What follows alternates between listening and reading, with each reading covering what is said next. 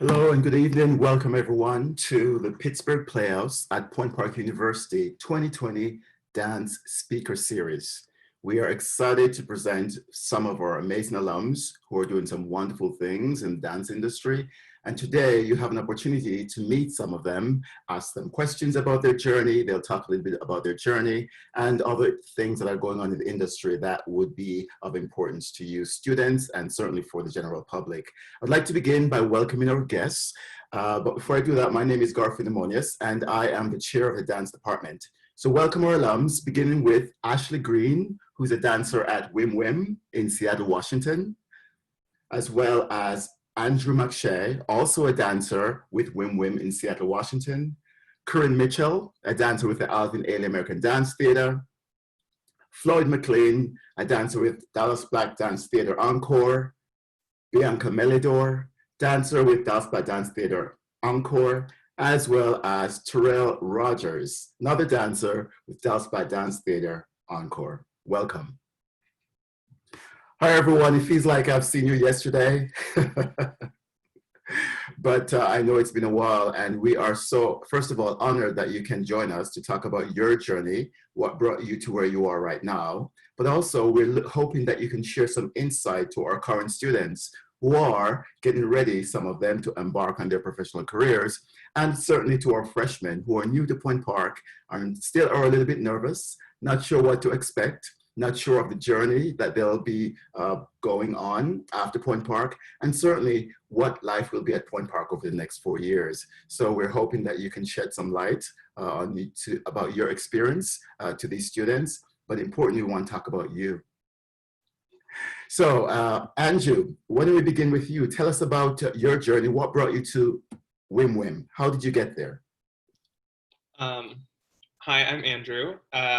My journey getting to Wim Wim was a little bit all over the place. I graduated from Point Park in December of 2016. And after graduation, I actually moved to Miami, Florida, and started working with a modern company down there for a little bit. I decided that I wanted to do something a little bit different though, and moved to New York shortly after. I spent about 2 years in New York freelancing and working for a bunch of different companies there and small choreographers. And then, let's see, about a year ago, I moved to Chicago actually to start working with DanceWorks Chicago, which is run by Julie Nakagawa. And then auditioned for Wim Wim for the third time actually this March. And I moved to Seattle back in June. And the rest is history. Fantastic. Sounds like quite a journey that you've been on. We're excited that you're here. Thank you for joining us. Ashley, you're also a dancer with Wim Wim, and you've recently graduated from Point Park. Tell us about your journey as well. Well, my journey is a little brief. I went to college at Point Park, and then in March of this year, right before Corona happened, I auditioned for Wim Wim. And then I graduated in May, and then I moved to Seattle in June, and now I live in Seattle. Wow, it's not often that we have dancers that immediately upon graduating from college they find a job. So we're looking forward to hear about that experience and what that meant to you soon. Corinne, how are you? I'm great. I'm great. What brought you to, how did you get to Alvin Ailey American Dance Theater? Well, in short, Garfield Lemonius is how I got to Alvin Ailey American Dance Theater. I started apprenticing the summer of 2016, which is the summer before I graduated Point Park University. So that allowed me to complete my degree and then audition again for the 2-year program of Ailey 2. Did that, and then straight out of Ailey 2, I auditioned for the first company a total of 3 times and got the job last May. So this is now my 2nd season with the company. Yeah. Congratulations. Thank you. And the fabulous trio from Dallas Black Dance Theater Encore, Bianca, Floyd, and Terrell. Tell us about your journeys, Bianca. Okay, well, hi everybody. Same as Corinne, Garfield Lemonius helped us out as well. Our artistic director of DBDT Encore, Nicole Ray, actually came to Pittsburgh and scouted us out. And she invited us to the summer intensive on full scholarships and hired the 3 of us by the end of the summer intensive. And within a month, we went from moving from our hometowns to Dallas, Texas, and we've been here. This is our 3rd year now, so we've been here ever since graduation. Fantastic. What's your next? Lloyd, Terrell, go for it. Oh, I like how we got to DVDT Encore. Oh, well, we had Your journey, sure. I'm sure your journey is different from Bianca. different from Bianca. Well, not quite. We all. Well, yeah. Nicole came and was watching. We were in class. We were in your class actually, and she was watching. And yeah, we all happened to be there at the same time. And she sent out some emails, and then from there, we kept in touch. We all traveled at different times of the summer intensive, and we were all offered contracts by the end. So yeah, that's pretty much. And the same applies for you, Terrell. Is that what happened? It's the same story. A beautiful one, but it's the same. This is terrific. Well, again, thank you all for being here. I know that even though all 3 of you are at Encore and all 3 of you started here at Point Park and got into Encore, you each had your own individual journeys through dance. What brought you to Point Park University? What brought you into dance in the very beginning? But before we do that, I think one of the main questions that the audience and certainly the students would want to know is, what was life like for you at Point Park? How did you manage those 4 years? What were some of the highs, some of the lows? What were some of your experiences at Point Park? Corinne? I just knew I was going to be first. Highs and lows experience at Point Park.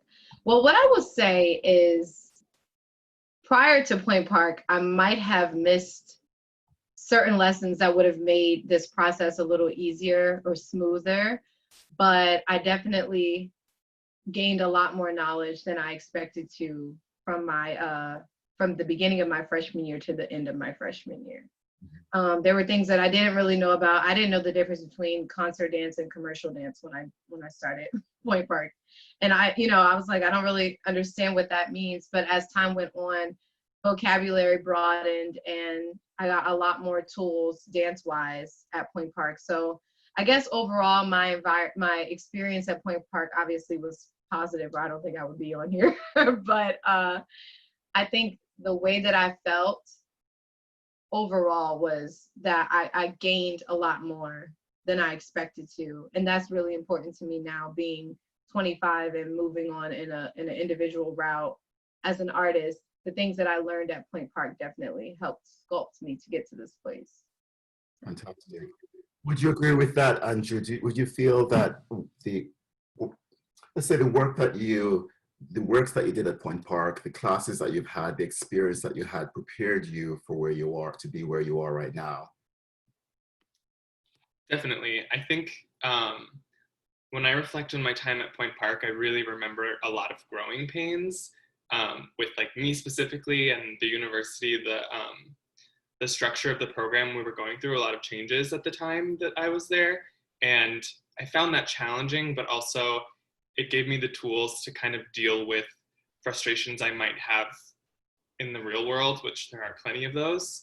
And as far as the works and the classes, yes, we work really hard. We do a lot of dancing all the time, which I'm grateful for, and I miss doing so much of that all the time. Oh. So I'm curious, how do you feel about graduating university and right away landing a job? Bianca and Floyd and Tara, and then I'm going to come back to you, Ashley, about that same question. It's actually like, it's really convenient, to put it like plainly. Like, you never feel like you lose your momentum. And I feel that was really exciting going into a company. Like, I would go as far to say that Point Park over prepared us for being in a company. Like, we had more than what we needed. So I feel that, like, technically and dance wise, we were ready. But I feel like the other things that like come with being in an organization and things are things that you learn when you go to a company. But absolutely, it was wonderful already having what we needed upon joining the company. Yeah, and to add to that, not many dancers get to graduate and go to a contract a month, 2 months later. So I personally feel so lucky and so grateful and so blessed to continue dancing and to be in an environment just as committed as the environment I was in at Point Park. Yeah, the transition was smooth.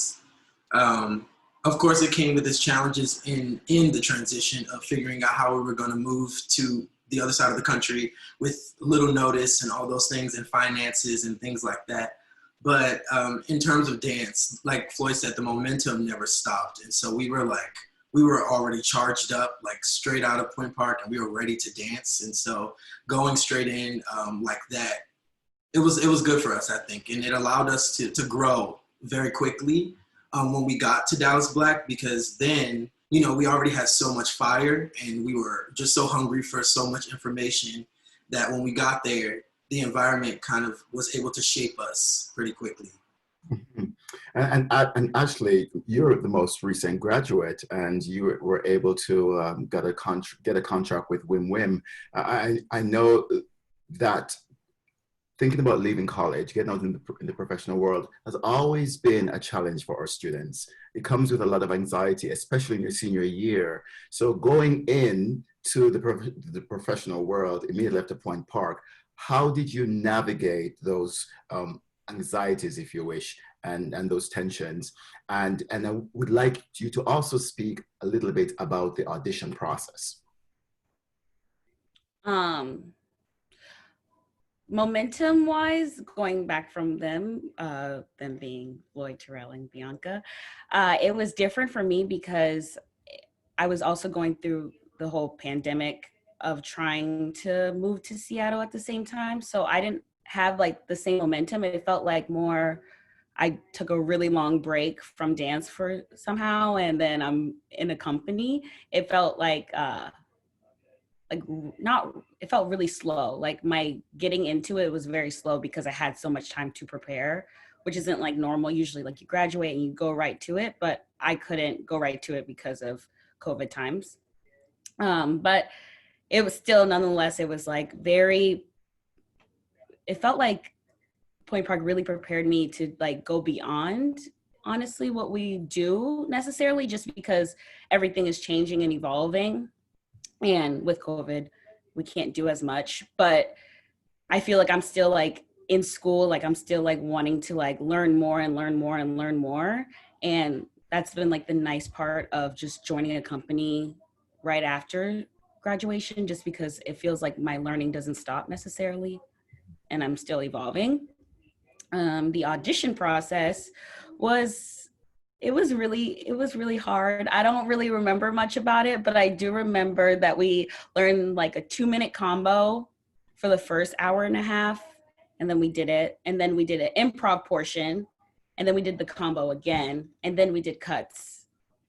And then from there we went to a partnering section with like 6 of us or 8 of us, I think. Correct me if I'm wrong, Andrew. I think it was 8. And it was like this long duet. It was about like 2 minutes again with a duet. And then we did it again from the combo to the duet to improv. And then we were done with the audition. And then after that, we got the lovely calls for Wim Wim to join. That's terrific. You know, my memories of you guys is that, and girls, is that you are brilliant dancers. You were fantastic dancers while you were at Point Park. So it comes as no surprise to myself or the faculty, that you found a job, that you were able to do what you came to Point Park to do, and that is leave Point Park and become a professional dancer, become a professional artist, because we found you guys were extraordinary artists while you were at Point Park. So we're quite excited for you. We're so proud of you. And let's dig a little bit deeper into what is happening now professionally in your areas. So how has the pandemic affected what you do in the company now? and it's open for grabs. Well, we are back to work. We are dancing full out with masks on and everything. We're still social distancing and like all of those things, but it was amazing walking back into the studio. But now that we're there, you realize how different it really is. And you kind of become even more grateful for the opportunity to do what we take for granted. Because there are, you know, no matter how much you want something or how long you want it, we wanted to be professional dancers our whole lives. And now once you get in there, you're like, okay, I gotta go to ballet. I gotta be in rehearsal for like 5 hours. But then now you're like, oh my gosh, can I please be in rehearsal for 5 hours with a mask on? You know, so that's been, so yeah, we're doing that. And now that everything's going virtual, I feel that it's been although there's been a lot of tragedy, this has been a blessing in disguise because now a lot of companies are doing virtual situations. So now I know that like my mom up in New Jersey wasn't able to always come down and see a performance, but now she can just log on and see it. So I feel like this is something that like we should never get rid of too. So I feel like now we're back and also with new opportunities. So that's that too, y'all. You know, anything to say? No, you did it. All right. Okay. How have things changed at the Ailey organization, Corinne? I was going to say very similar to Floyd. It got to being, you know, much like them and starting a company right out of college. You're very excited and you've wanted it for so long, and then you get there and it's like, okay, this is a lot of work. So then when we did get that break, maybe for a solid month, I will be completely honest, I was okay. I was upset about my first tour being cut short, but I definitely enjoyed, for the first time since kindergarten, having a time to sit. If I wasn't in dance class, I was in tutoring. If I wasn't in tutoring, I was in a performance. So to have the chance to sit and relax was nice. But we just recently started, we're on our second week back of conditioning via Zoom with Ailey. We have the option of going into the studios, but I've opted out just because of commuting, because I'm not in Midtown. But it's been very different. We, prior to conditioning, had something called the Fire Sessions, which was like a virtual conditioning session that was optional. But this is the working conditioning that we're having currently is working as our work. It's a little weird preparing for something that is going to be virtual. You have to have a lot of self-diligence to know, yes, I'm on a camera, but this is my job, this is my work, I need to apply myself. So that's been one thing that I've found very complicated, that was very different. Even though we worked a lot at Point Park, it's a different way of working now with being on a camera. So that's been a little different, but it's still like the loving family atmosphere. We still get on and like chat before classes begin and whatnot and take our breaks. But it's very interesting to be at work at home as a dancer. If I understand that now is the first time you were able to sit still since kindergarten. That's a long time. Yes. Yes. So Andrew, how do you feel now that you're in a professional dance company? And others can answer this question as well. Were you always interested in concert dance? The first two sessions that we had, the first two dance speaker series that we had alums who are or who have performed on Broadway. For the next three sessions, we'll be focusing on concert dance. So were you always interested in concert dance, or were you thinking of other areas of the dance industry?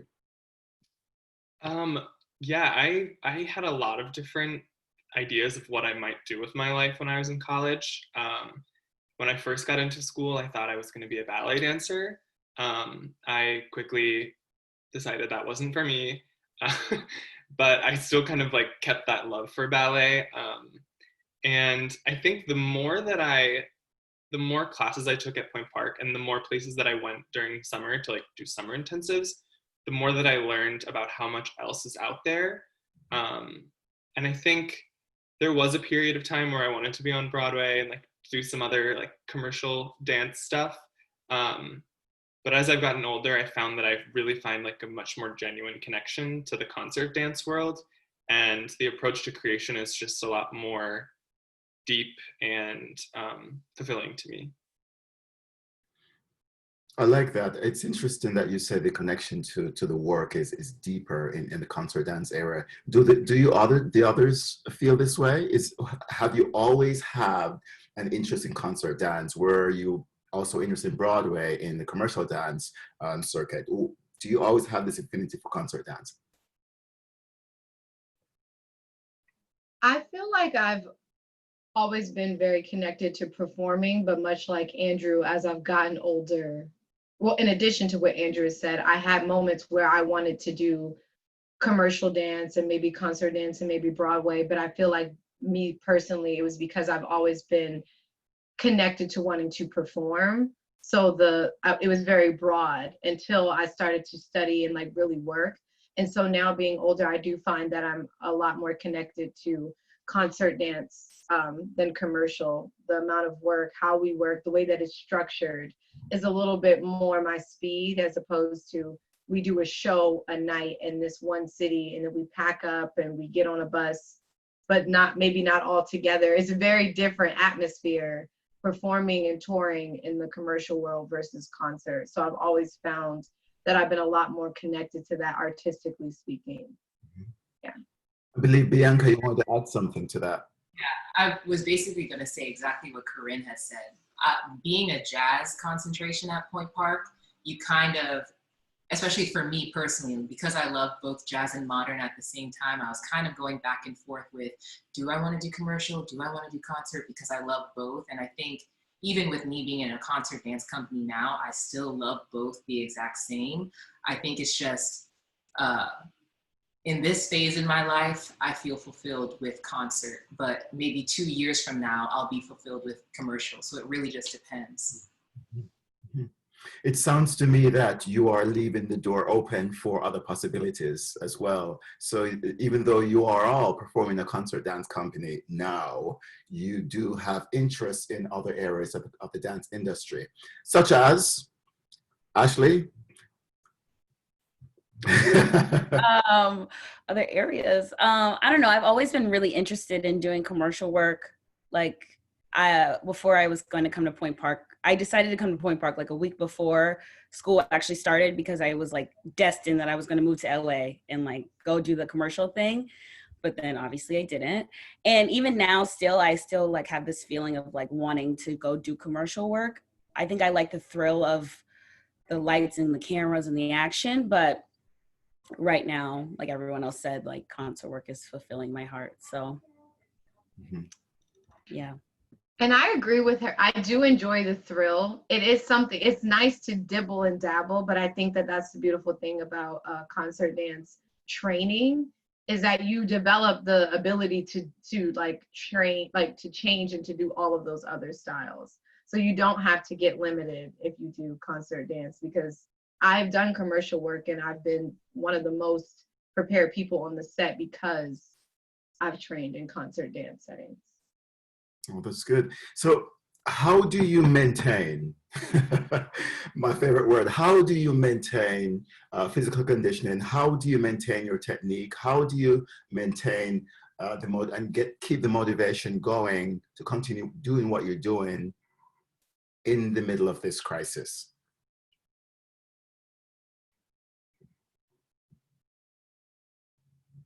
Y'all know I talk a lot. I didn't want to go first. Maintaining. So like I said, for like the first month, I was okay with relaxing. I would still do my physical therapy exercises. I have patella tendonitis, like previously existing issues. So I had to maintain and do those things. But I definitely didn't do class for about the first month. And then once I realized that this was going to be a lot more time than I anticipated in quarantine, I began to dance.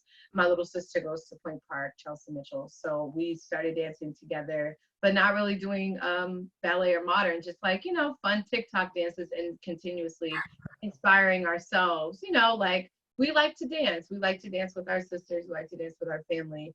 So finding why I was doing it in the first place was the biggest thing during quarantine for me, why did I want to be an alien in the first place? Why would I want to go back after quarantine? Why am I doing this? So that was big. But I when you say maintain, I think about not just the body, but also the mind. And that was something that helped me, being around family, finding other things. I like to sing, I like to act, I like to, buy clothing. So I did stuff that made me happy. And our beautiful professor Judith would always say, go out and live life so you can dance better. So, it does ring true when you go out and you experience things, you have more things to grab from, more things to remember, to, emulate when you're given an action word to do this particular dance step. So that's how I maintain both spiritually, mentally, and emotionally. Did you raise your hand to ask a question, Terrell? Well, no, I was gonna add on to that for me. So it was interesting because when the pandemic happened, our company pretty much had us taking class from home every day of the week for about a month or two. And so we never really stopped. When the pandemic started, we were still like taking class every single day. And so that was nice, definitely. It gave us something to wake up to for a while, but then of course the rest of the day you just kind of sit around and you couldn't really leave the house, so it was like kind of weird. But then quickly after that, there was like a little break in between, and then we started the FIRE program that Corinne was talking about. We did a little program, and that kind of allowed us to work on things. And in that program, we learned a lot of new techniques. We studied like floor bar and gyrokinesis and all those different things that we had never done before. And I think that experience has really translated beautifully to the studio now, us coming back and dancing in the studio. And our first concert right now we're working on is an African dance concert, a West African dance concert, Dance Africa. So using those techniques that we learned in that program and bringing that over to this, especially it being the first thing we do coming back, it's been a challenge, but that time in between during the pandemic really helped us transition into what we're doing now. I felt like the pandemic gave me something to dance about, and all that's happened in the past 5 months has been a lot.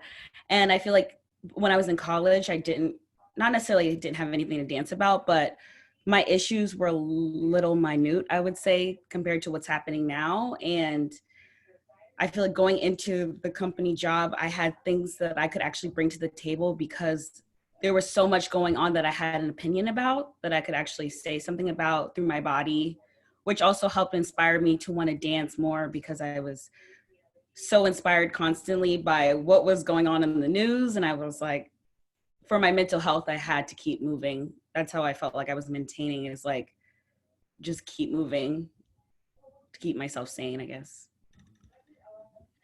What is your process? I see you, Floyd. What is your process?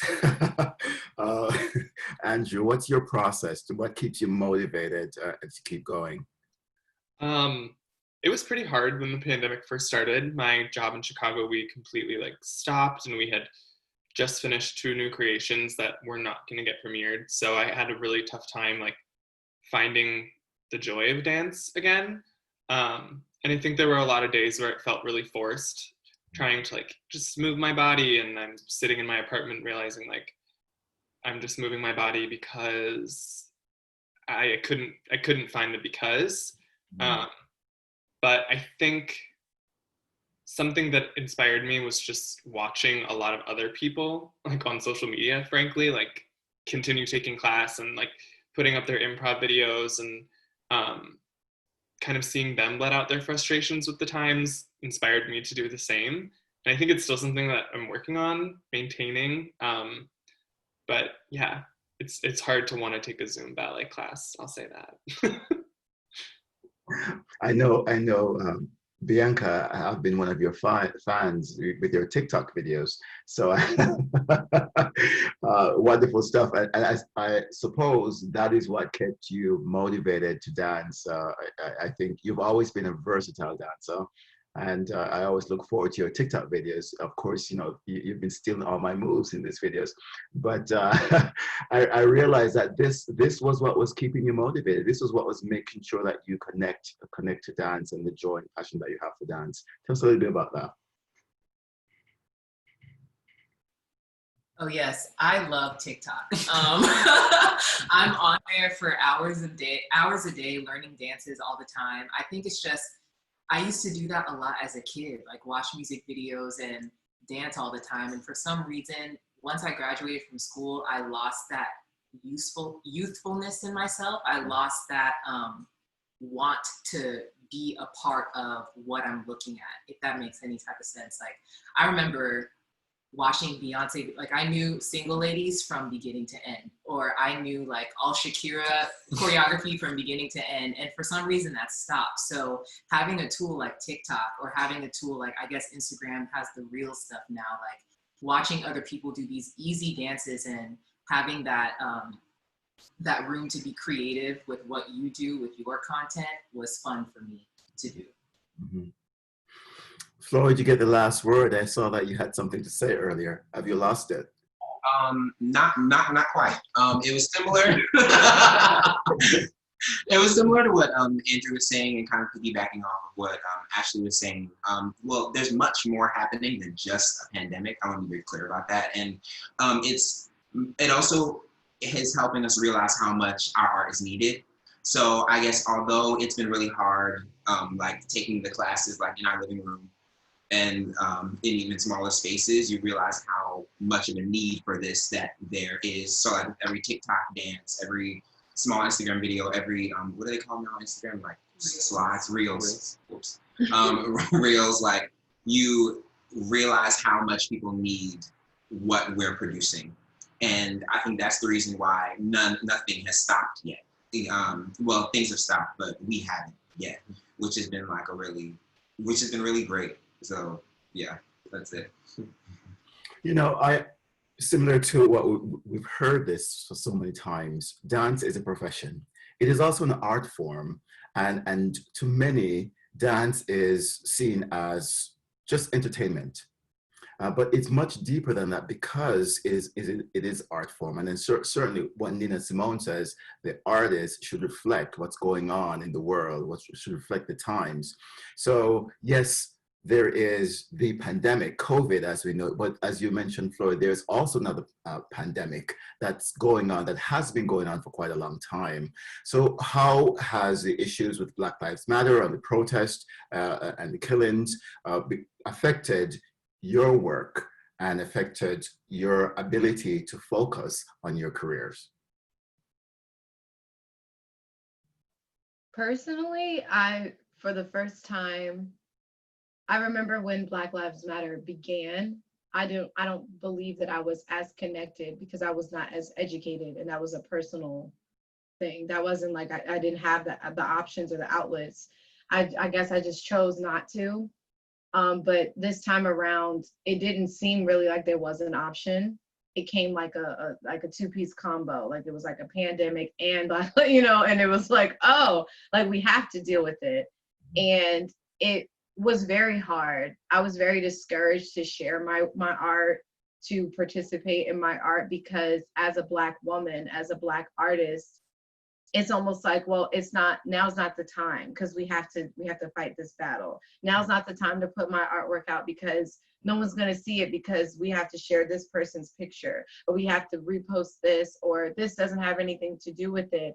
And so it's kind of a double-edged sword, because it's like Black Lives Matter, but we have to maintain the status that they matter while they're still here. So you also have to still put your artwork out. You have to still do your pliés. You have to still participate in these classes, not just as Black people, but as people in general, because these things will stop you. They will halt you. They will, you know, in the performing arts world, if we let it. So I think it's beautiful that we're still pushing it, but that was definitely something that was difficult for me, mentally and emotionally, pushing myself, when it's very easy to fall into, that could have been me. That looks like someone that I know. That looks like me. And I do believe strongly that that is a part of the systematic oppression, allowing those images to be spread in such bulk, because it does weigh a lot on us emotionally. So I just encouraging everyone to keep pushing, even though those are the things that are happening right now. We have to keep doing things and keep fighting and dancing and performing and inspiring people through our art form. Thank you for your honesty. Terrell, you were going to say something. Yeah, if I'm being honest, there was a point in the pandemic where I feel I lost pretty much all my inspiration to do anything. I couldn't really process my emotions on how I was feeling about what was happening in the world, and it was really the most eye-opening experience that I really had in my entire life, in terms of inner emotional sorting and like having to figure out exactly how I was feeling. And so similar to Corinne, I felt like I didn't want to post anything. I didn't want to post a photo. I didn't want to post a video of me dancing.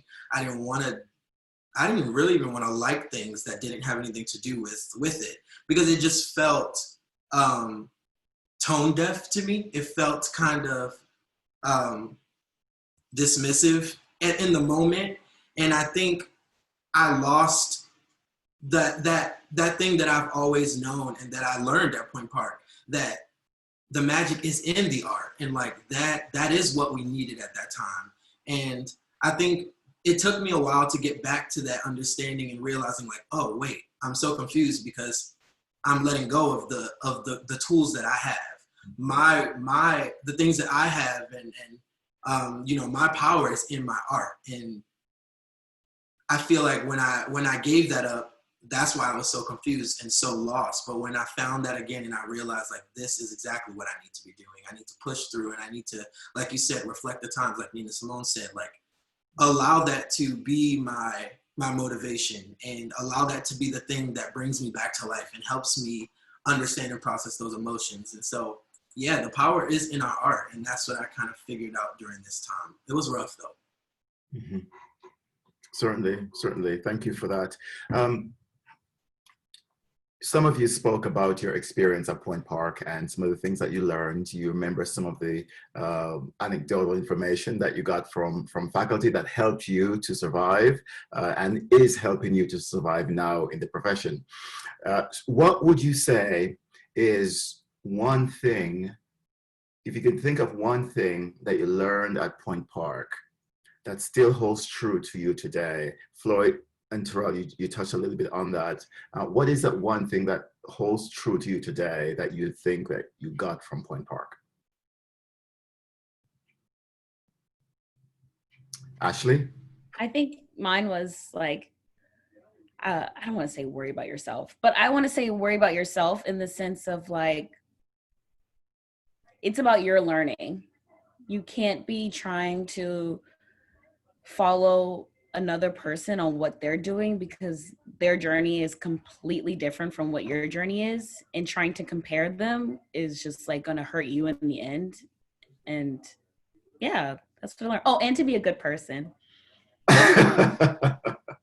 That is so important. And interestingly enough, the other alums who we spoke to in the other sessions, they mentioned that as key. You can be the most amazing dancer, but if you're not a good person, it changes your work. It changes how people interact with you. So let's talk a little bit more about that, because I think a lot of dancers in training feel that they want to become the best dancer they can be, and they equate that to just technique. How many pirouettes can I do? How high can I jump? How fast can I dance? How graceful can I be? So let's talk about this a little bit more, this good person, this good citizen characteristic, and how vital it is. So let's dig a little bit deeper. Floyd. Well, my hand is mad long.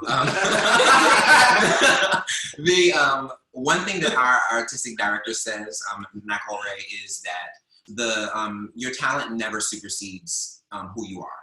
So I guess her being an artistic director, she's come in contact with a lot of different dancers, some amazing, well, I guess they've all been great, but some more amazing than others. And she said that, throughout all of it, her biggest concern is that the person is just as beautiful on the inside as they are on the outside. Because when you get into a company, you realize, okay, everyone in here is beautiful.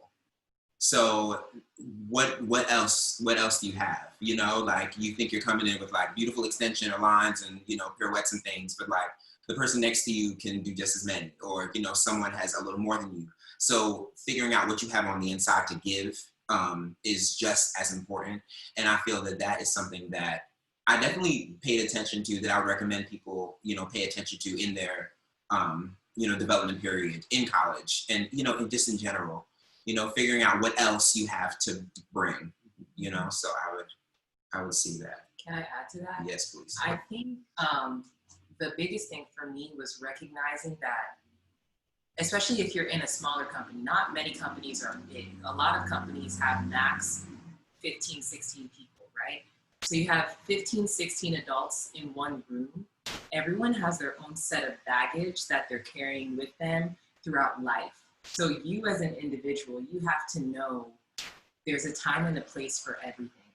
Not everyone needs to hear your sassy side, your sad side, your over energetic side. Not everyone needs to know that. People can, but you have to be careful about who you choose to share your vulnerability with. Not saying that your company members aren't trustworthy, but they're going through stuff too. So you can't go into a space and dump your baggage everywhere like we were able to do in college, because we were living in a small city of Pittsburgh, sharing our experiences with each other. You're sharing it with people that have gone elsewhere, have had different experiences. So you just need to, granted, everyone's so young now, so you have this time to be vulnerable with your friends. But once you get out into the real world hits you hard. Yeah. Like hard. I'm not even gonna hold back on that. Like that's real. Honestly, sometimes they don't care. Yeah. It's like what who are you and what product are you getting? So being a good person is very really think about what kind of good person you want to be, because that's important. Yeah. So I like that, and I know that some of you want to talk a little bit more about this good person trait. I like that you said that once you get in the professional world, or the real world, as you call it, life hits you hard. So you're a good person. Life is still going to hit you hard. How does being a good person softens the blow, so to speak? I would say absolutely. Did you want? I can go. Okay. Being a good person definitely softens the blow, because people will come through for you when you come through for them. That is one thing that I have learned during quarantine. Very quickly, I have been exploring my other talents, and I've been writing and singing. I have friends from Point Park that live 10 minutes away from me. The day of the performance, I didn't have anyone to film anything. I called two of my friends and they came. Not only did they come, but while we were there in that tight space with no air conditioning, one of my friends blotted me off just by choice, like they had my back. And that's because I've been a good person and I've had their back and I've done things for them. And I think that creating those bonds and those bridges and not allowing them to deplete or burn. Yes, we're all going to get busy, but showing people, you're a priority to me, at least in this sense, enough for me to reach out to you, see how you're doing. Being a good person, caring about others, it's going to allow you to go farther. It's what's that thing? It's like, you want to go fast, go alone. You want to go far, go with others. And I just feel like that's what I've accomplished. And I've began with my friends from Point Park. Like everybody on this webinar right now, I have seen since I've left school, because we create a family environment best by being good people. So everybody likes everybody. Yeah. I whenever someone asks me, what is one thing that differentiates Point Park University from other schools? And I think a lot of people are expecting me to talk about the type of guest artists that we bring in, the versatility of our students, the number of classes that we do. But I think one of the important thing really comes back to what you're saying. and that is creating a community of caring individuals.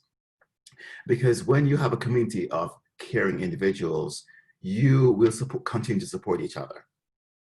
And doesn't matter if there are some challenges that you have to go through, whether it's at Point Park or after Point Park, if you build and create that community, they're going to show up for you. Like you just said, Corinne, they're going to show up for you. And as I'm looking at this screen, I'm looking at all of you, I know that anyone can call the other and you'll be there for each other. And that's something that's very powerful. And it's something that we want to continue to foster at Point Park in the dance department. And we're funny at that. And you are quite funny. You know, we have a couple of questions coming in from the audience, and I believe we touched on this first one already. It says, hi, what were some of your self-care routines and how did you take care of your body during quarantine?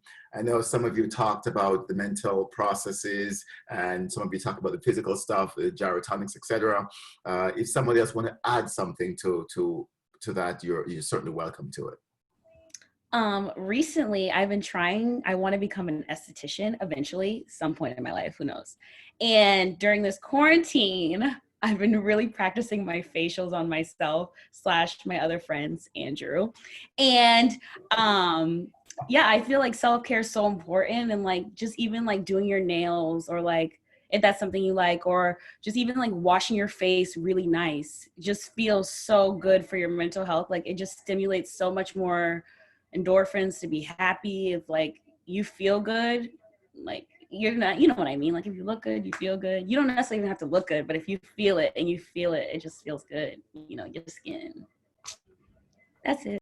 I agree. I think that like self-care, taking care of yourself, doing things that you wouldn't necessarily consider an essential thing, you should do for yourself every once in a while. I love doing my nails. I didn't know that until I graduated and moved out of my parents' home, that I like to get my nails done and treat myself in that way. So finding things that make you happy and make you feel good about yourself. Like Ashley said, you look good, you feel good, you feel good, you look good. That's why my face was always beat. And I was in a unitard in class, because if you look good, you feel good, you feel good, you look good.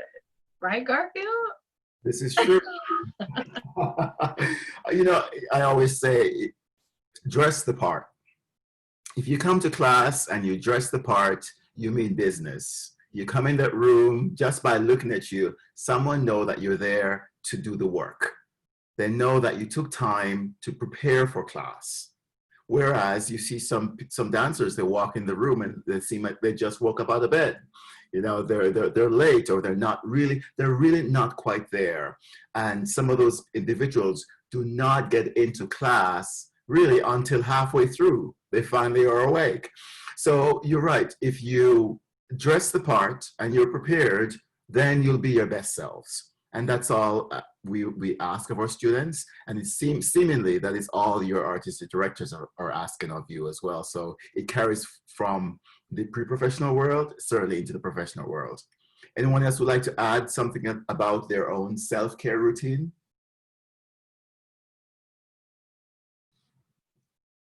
No. I got stared down, so I guess I have to say something. I practice yoga every single day. I do a face mask every other night. I work out every single day because it makes me feel good. And for me to stay still for too long, I start to get very restless and it starts to mess with my mental health. So that's what I like to do. Mm-hmm, mm-hmm. I'll add something also. I think something that really I learned at Point Park is something Jason McDowell said to me, well, to all of us probably, was that you're a human first and a dancer second. And you always think like, oh yeah, of course, I'm totally a human. But the quarantine really allowed me to figure out things about like just everyday life that I never really took the time to investigate that I enjoy. Like I've really learned to love cooking. I never really cooked before quarantine like I do. And now I look forward to cooking dinner every night. It's like the best part of the day for me. Okay. I like that. I'll send you my address so you can ship over some of those meal plans to me. So we have a couple more questions from the audience. This one says, and it really relates to what we're talking about now.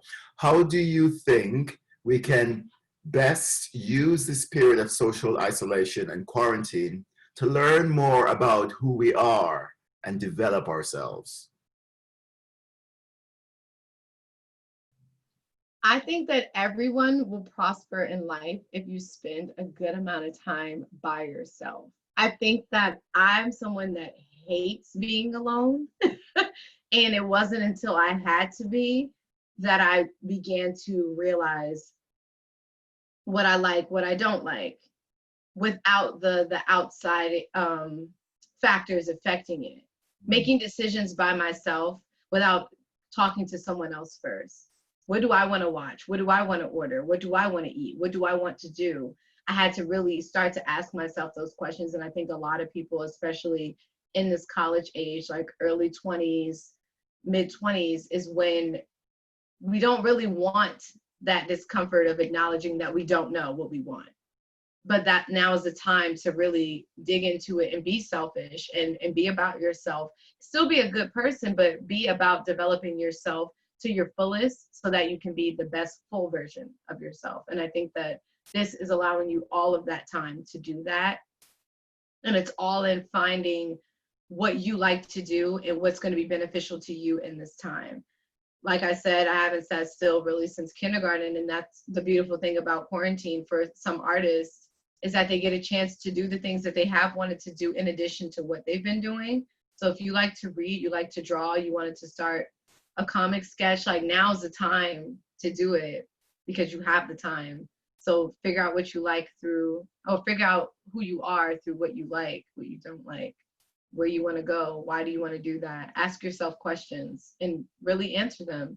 Write them down and reread them. That's what I've done. Thank you. I was just gonna piggyback off of that and say, like, try new things, switch up your schedule, do something different. You know, I feel that now, like Corinne said, we have so much time. You know, like so many things are different. So now you can try all those new things. And I feel that all of us, even without knowing, are learning so much more about ourselves. And we tend to get into a period of comfortability. That word, comfortability, where we just go to what we know. You know, we don't try other things. But now you have the opportunity to go, okay, I'm gonna try this new thing. I don't really like that. But now it won't feel like a waste of time because everyone's wasting time. I mean, well, not necessarily, but you know what I mean? Like now we have room for it. So yeah.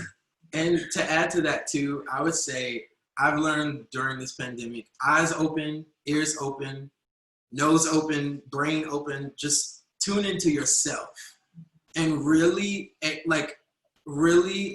analyze yourself throughout the day. It's a really interesting thing. Most people, we analyze other people and we people watch all the time and we watch other people and we don't realize that that's where a lot of our influences and our habits come from watching others. But when you really sit and take the time to really tune into yourself, when I hear that song, it makes me feel this way. I wonder why. Oh, when I eat this, I get really tired. Or when people say these things around me, I get really affected in this way. And those are the things that make you you. And while some of the things are things that, yes, you will have to sort through and figure out why they are the way they are, other things are just, it's just you. It's who you are. And I feel like I wish earlier when I was in college, I took more time to really figure out or really just listen to my thoughts, like, and not be like, well, no, you shouldn't be thinking that. Just actually listen and be no judgment with yourself and just listen and just get to know yourself. That would be what I would say. So I'm listening to you all. I'm thinking, when did you guys get so wise? It's certainly, you guys are really saying some really interesting things, and you're still early in your careers and you developed such wisdom already, and that's quite remarkable. And I don't think that it's just because of COVID and the pandemic, and that because you've quarantined for this time that you've developed this wisdom. So where does this sense of self, where does the sense of self come from? This person who you are, where does that come from? And how has it allowed you to remain grounded and focused? I think for me, my parents at a very young age instilled in me hard work. Like, work ethic is the most important thing. So going to school, for me, I had to go to every class every day just to make me feel like I was putting in the work that needed to be done for me. When I didn't go, I felt like I was disappointing myself and honestly, like, God, I guess. I felt like I was disappointing a lot of people when I wasn't there and making that effort. And I felt like if I didn't put in the work, who was going to? And I think there was a point like my senior year that I realized that I need time for myself so that I can contribute something to the work.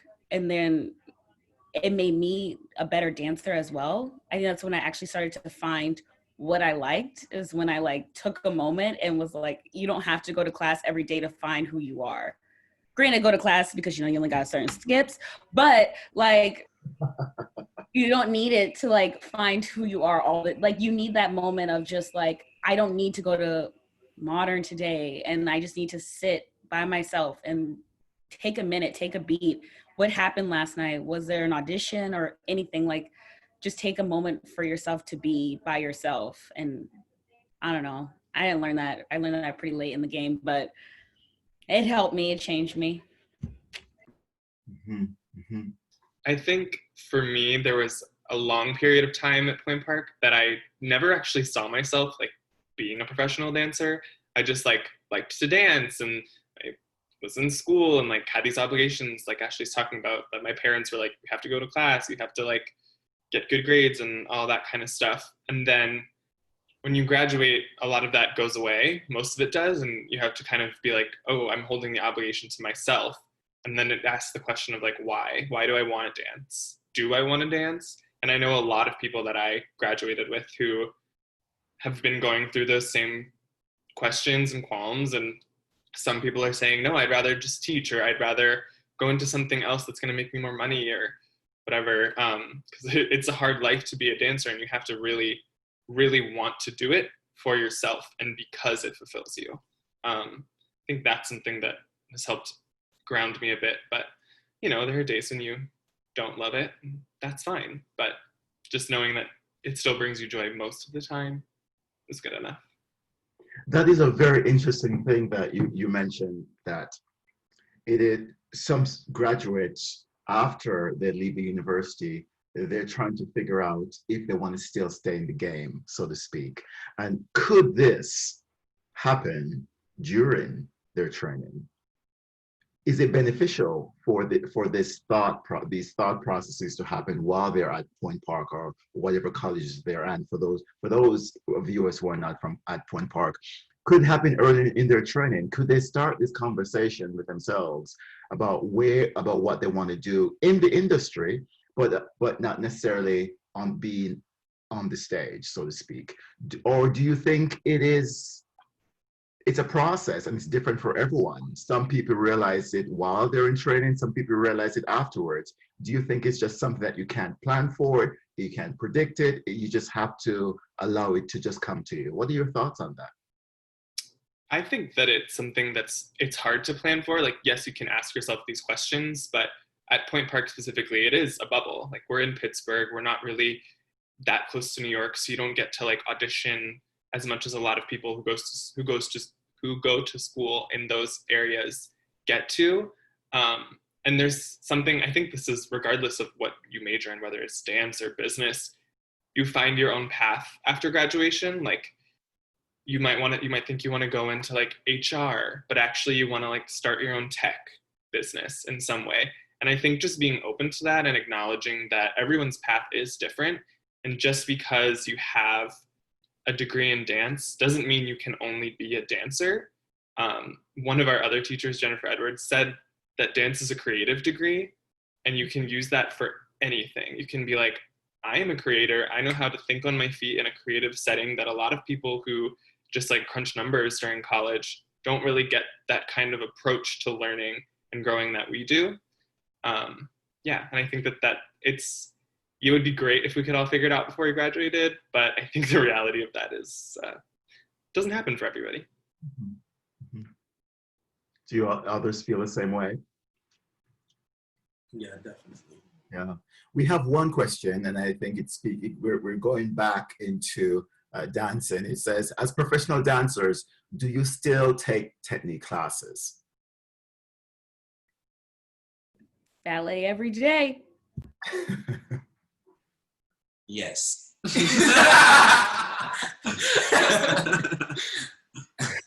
You say that, are you feeling that you don't need to, you'd rather not, or is it you have to?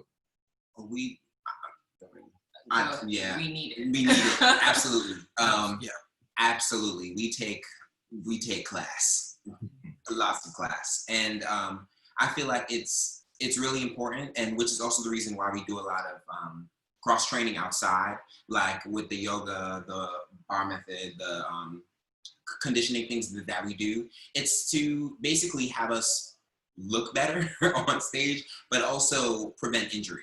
Because in our company, like most companies, we are dancing, like really going for it, and they expect it from you. You know, so you work so hard to be there, then you get there. It's like, what do you have? So in order to maintain your body, yourself, your peace of mind, and you feeling as good in your body as possible, you want to do as much work outside. So class is just one boulder. You got a hill, and and you climb that hill if you want to feel as good as you can. Also, when you leave college, you don't ever really stop being a student. Like, you don't ever stop being a student. You just get a degree from Point Park, but whatever company you go to, we're basically in Dallas Black University right now. I mean, literally. No matter what company you go to, if you go there without the mindset of, I'm coming here to learn and to receive and to share, then, I mean, really, you won't get much out of the experience. You never really stop being a student. The class is so important. And I feel like we took so much class in Point Park that I really didn't realize how important class was until now. I need class to set me up for 5 hours of rehearsal, or like I need class to prepare me for a show. It's very different now. Class is literally like the central point of the day that kind of sets you up for whatever you're about to do. It activates your body. It initiates you, gets you revved up to go. And also there's just so much more to learn. So much more to learn. So yeah, class is very important. We still take class a lot. Mm-hmm. Well, there's a method to the madness. Us having to ensure that you take that many class to prepare for rehearsals at night. Because if you're not training your body effectively, you're not giving it the information that it needs to prevent injuries, to maintain its physicality, and certainly stamina, because you cannot just walk off the street and jump in rehearsal. And not do anything to prepare for that. So there is a method to the madness. That is why we keep saying at Point Park, you got to go to class. Not just because you're doing turns and pirouettes or you're partnering. It is for a reason. It is getting the body ready for the work that you're going to be doing as professional artists. And it's wonderful to hear that it's sunken in now. Thank you for that.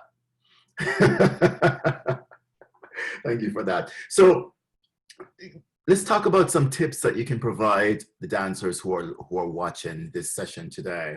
What are some of the tips that you can provide them for auditions? How can they best prepare themselves for auditions to be in Ailey, in Wim Wim, or Dallas Black Dance Theater, for example? I think one tip that I can give that I feel like a lot of people don't take is do what they say to do. When they say come to the audition with no baggy clothes, don't decide I'm going to be my own person in this moment. That is not your moment to be your own person. That is your moment to follow the direction so you get the job. And always when they're giving you details of the movement, take those details actually, even when they say play with it of your own, still keep that detail, because I think that's a lot of reasons why many people get cut, is because they just don't even listen to like the fine print of what people are saying. It's really solid information. Anyone else? Oh, sorry, Floyd, go ahead. No, okay. No, I would say always put your best foot forward and don't wait for other people to put their best foot forward. And your foot isn't always going to look like everyone else's, but always throw that thing forward, because and then also figure out who you are within that. Because like I said earlier, everyone has something to bring and everyone's here for a central reason. So make sure that you also know what you have to bring. Because sometimes we go to these places because we're told, you need to get a job in a dance company, you need to do this, but you don't know why you're there. You don't know what you have to bring. So figure that out for yourself too before you walk into a room and try to sell something that you don't really know you have. So that's what I would say. But definitely throw that thing forward. Throw that foot. I love that. I know that some of you, Corinne and Bianca, etc., and Andrew want to add to that too. But I love that you can't sell something if you don't know about anything about the product. So you're trying to sell yourself to these artistic directors or whomever, these choreographers, to this company that you should hire me because I want to work for you, but you don't know yourselves. So how can you really put your best self forward if you don't know what to offer? I love that. I hope someone would write that down. They see through it immediately. Immediately. Yeah. Great. Anything else? I would say the biggest tip that I kind of learned over time was to treat auditions like a class, and kind of just like having that casual air of like, oh, I'm just here to like dance and have fun, and like, yeah, there's a job at stake, but I'm here because I want to be here. And I think the way that you engage with people on the sides too, like sometimes at Point Park, we have this like really intense feeling of like, we have to get this part in this piece, blah, blah, blah. And I think that sometimes can be a little bit to our detriment. At least it was for me at first. And so it's really been helpful to be able to just like relax in those settings and like just be my calm self and let the directors see like, okay, this is what they're like in a studio setting, not in an audition setting. Because I think that's a little bit different.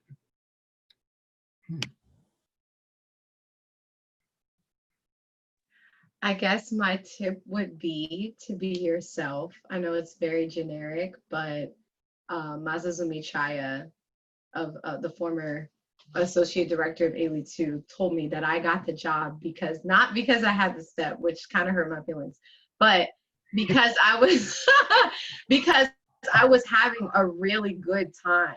I forgot I was in the audition. I had thrown up the dance before. So it was like, you know what? At this point, nothing else can really go wrong. And I just had a really good time. And I was dancing. So basically, I guess my tip would be what you would pay to see. If you wouldn't pay to see it, don't do that. Like, don't present yourself as that. If you want to see someone that looks like they're enjoying themselves and they're doing it effortlessly, work towards that. And I promise you that you'll be satisfied with the outcome. But just be yourself. Don't compare yourself to others. Compare yourself to who you were yesterday, the class before, the combination before. And remember that everything is connected. That's what I was going to say when you were like, what's the one thing that you learned from Point Park? It's that everything is connected. What you're doing at the beginning of class is there to help you in the middle, to help you in the end. And that's just like what life is. You're prepared for everything that comes your way, or it wouldn't be coming your way. So that's my tip. That's great. That's great. Also, to add on to that, when you're in the audition, like even if you feel like it is the worst audition you've ever had, you just got to keep moving. Like for me, Wim was probably, to me, felt like the worst audition I probably have ever had. And somehow she's on the other side. So I think just keep thinking, like, even if it's like the worst and like you're forgetting the combination and it's whatever it is, just like keep moving. Whatever you do, just don't stop. Don't stop like that drive. Just like let it ride you to keep going and doing better. Mhm. That's very important. And I love that you brought it home. I love all of you. I love that you brought it back to class. And Andrew said it best as well, treat it as a class. So if you imagine that you're going to treat an audition as a class, I guess what a student should do is treat their class as something that's going to prepare them for the audition. So I've always been taught growing up that however you act at home, you're going to act the same way outside. Doesn't matter how well you try to mask it. Sooner or later, the mask is going to fall off. Yeah. So the inner you is going to come out sooner or later. So if you practice certain behaviors or certain way of being in the studio, in a class, eventually you're going to practice the same thing elsewhere. So bringing that back to the audition situation, what you said is absolutely correct. So how to approach class is to always approach it as if I'm at an audition. And if you bring your best selves forward, going back to what you've all said before, then you'll potentially be in good space. But we all know that you could do all of that and you don't get the job. So what happens when you don't get the job? I think I'm the only one here who may have not gotten the job. You all got the job right away. I think it's okay. Yeah, go for it. But I think that it's just reminding yourself that everybody has their own path, and like if you really, really want something, you have to go back and continue to audition. Like I auditioned for Whim Whim 3 times because I knew that was something that I wanted to do. And I think you realize in certain scenarios, like you're auditioning the company as well, and maybe it just wasn't a good fit, and that's okay too.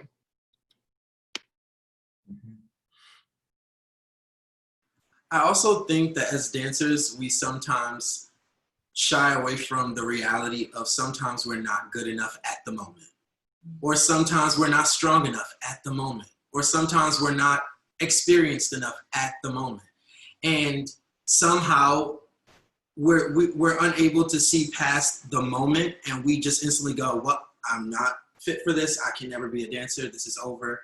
I quit. And it's like, it's just the moment. You know, you see what has happened, and now it's your time to go back to the laboratory and do what you got to do so that the next time, like Andrew said, you go back and you figure out what you offer this time. But it's okay to acknowledge within yourself that, okay, you know what, I'm not, in the cases where that's the case, because there are other times where you are strong enough, you are enough, you just didn't get the job. And that's a different situation. But in those cases, you know, it's okay to just look in yourself and be honest and just tell yourself, this is what I need to work on. And not wait for someone else to tell you what you need to work on, and actually look in yourself and see it for yourself. If you watch videos of yourself, which is also a tip that I should have said, watch videos of yourself dance. If you want to grow, like that helps you grow if you watch yourself. The things that you choose, every time you watch a video and you decide to look away from the phone on that certain part, that's probably because something about it doesn't sit right with you. So that's something that you need to investigate and work on. But yeah, just be honest with yourself. And it's hard. I struggle with that sometimes too, but just being honest and accepting where you are and not allowing that to make you feel like you can't transcend or you can't go to the next level.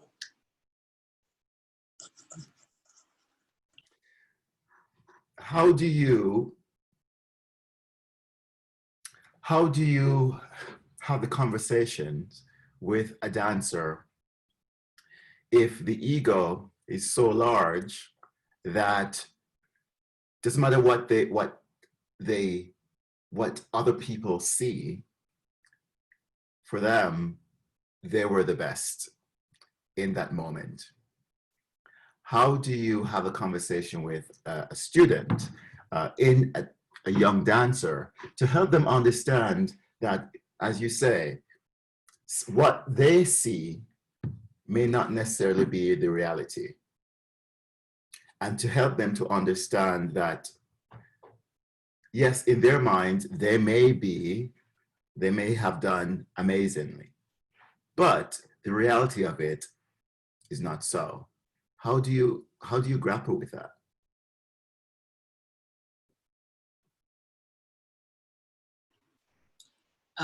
I teach a lot of students at the Dallas Black Academy, and that specifically was one of my biggest struggles working there, was trying to get those kids to realize that Dallas Black isn't the end all be all. There's a whole country around Texas. There's a whole world outside of America that these dancers are out here dancing, twirling. These little kids in these little competition Instagram videos doing all these contortion things, like they're coming for your job, you know, they're coming for your spot. And of course, I don't say that to discourage them. I say that to just open their eyes. Like, the second you graduate from this high school level and you go to college, your eyes are open. My eyes were definitely open. I thought I was the baddest one in the room until I came to Point Park, and I was like, actually, you're not. You need to work.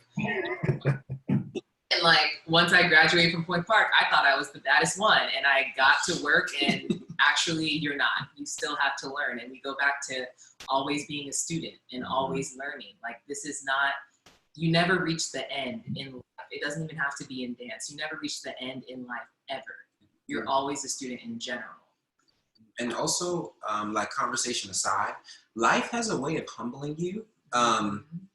Yes, very much so. After a while, you will start to see that this isn't working for you. Like, what you're doing is not working. And, you know, we just hope that you see it before it's too late. But in most cases, you get tired of seeing the same pattern. So, I mean, I guess if I was having the conversation, I would just try to help them see what they are thinking is not working in real time. So that, yeah. I love that. I love that you brought the H word in here, in this conversation, because it is all about humility, isn't it? It's all about being humble. And I believe this is something that Point Park does very well. Reminding dancers to be humble. Reminding dancers that humility is key. Humility is key, because if you don't learn this valuable lesson before you get in the profession, you're going to learn it in the professional world, as you said, and someone's going to teach it to you. So I think it's certainly our job in the academy to remind dancers that humility is important, and it goes hand in hand with being a good person. That good person is humble. That good person is aware. That good person is really reflecting, taking time alone to reflect on some of the things that they would like to do, some of the things that they haven't done in a while, that's coming back to them. Maybe it's cooking, maybe it's doing someone's makeup, maybe it's singing, doing music video, maybe it's doing TikTok, that you love watching music videos and dancing to it. This time allows individuals to reflect on themselves. And if we are really doing those reflection, the humility comes out. And I think that is really, really valuable information. So thank you for that. If we have about 12 minutes left, we've been talking for a while and time has just flown by. I wish I could spend the rest of the evening with you guys just chatting. But if there is one thing, one insight, one advice that you would share with dancers who are training to become professional dancers or training to work in the dance industry, the professional dance industry, what is that one thing that you would say to them?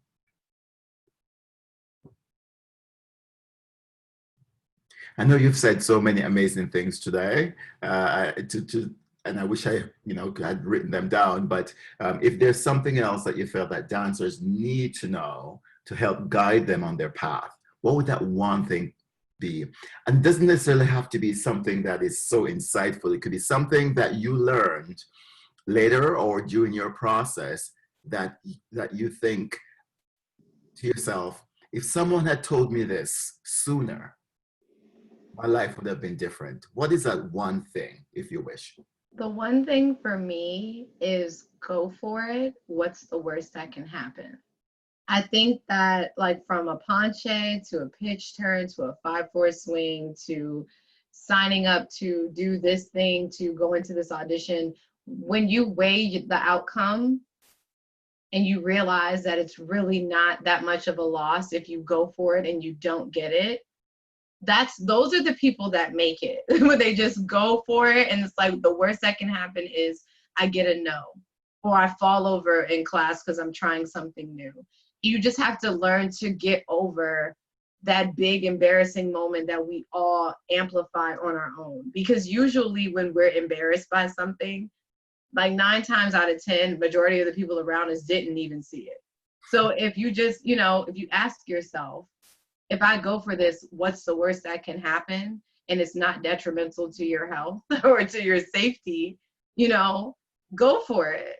And that's what I've been trying to do now. I literally just started doing it a few months ago, but it feels good to know like I'm trying this thing because I genuinely want to, and I'm the only person in my way. So let me go for it.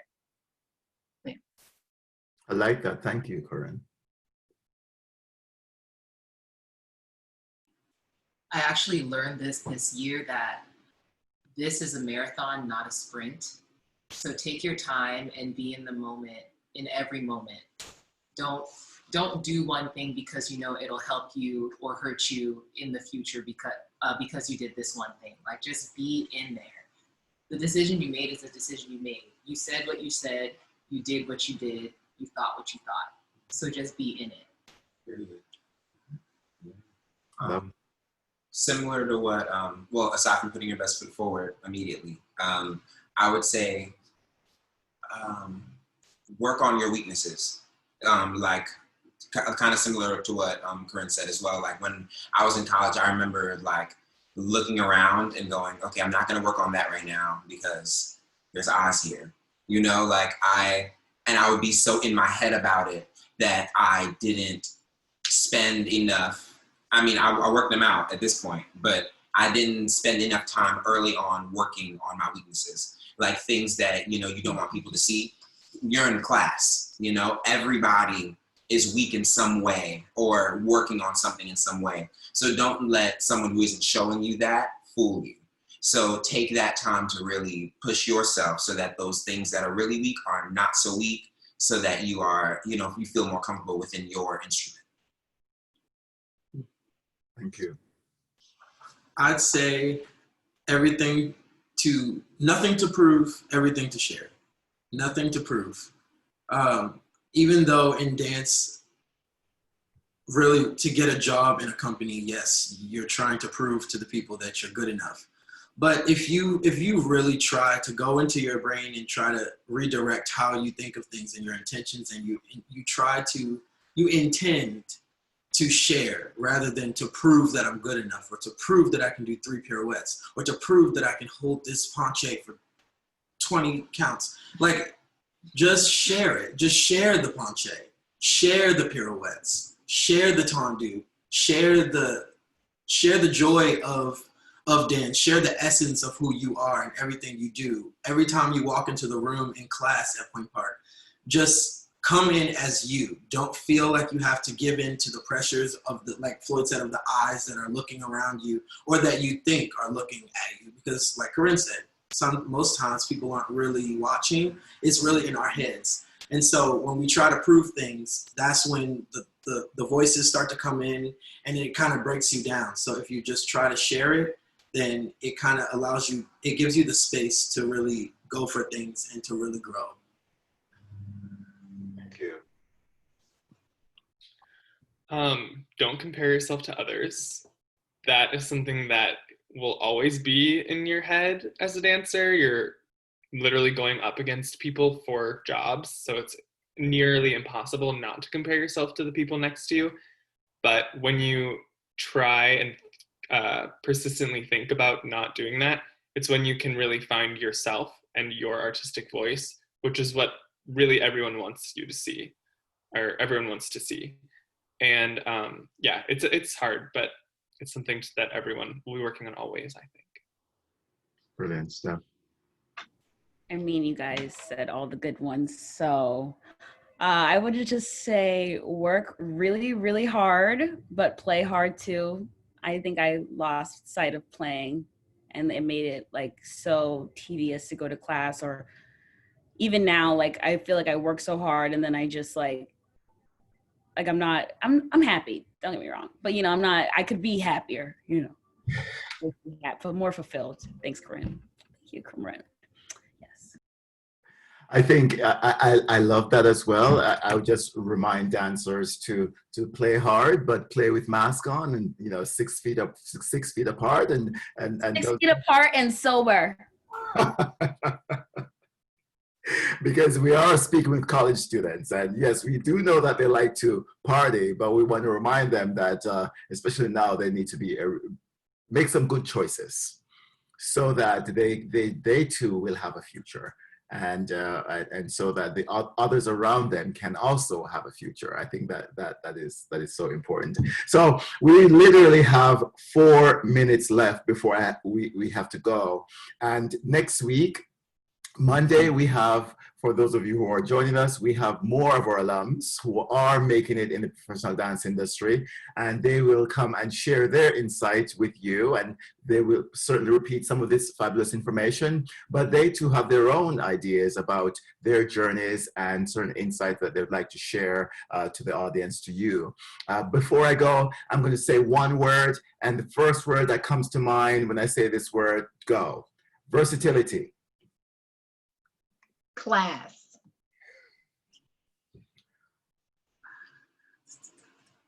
Excellence.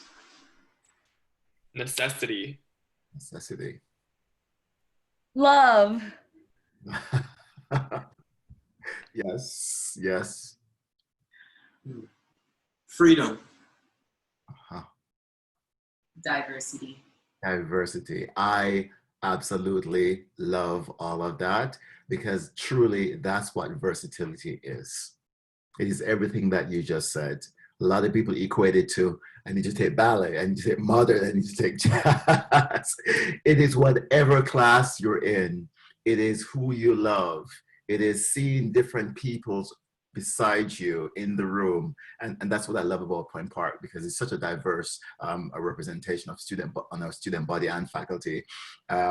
It is getting that accountability. It is knowing that you are secure in any environment because of what you're doing. So I love that. Thank you all so much for joining us. It's such a pleasure. We are so humbled by you, and we celebrate you all the time, because you are part of the Point Park family, the dance department's family. And again, continue to do what you do, represent yourselves, be the excellent performers you are. You are brilliant artists, and we can't wait till all this is over so we can be in the audience and join you while you're on stage performing. Thank you so much. Continue doing what you're doing, and thank you so much for joining us.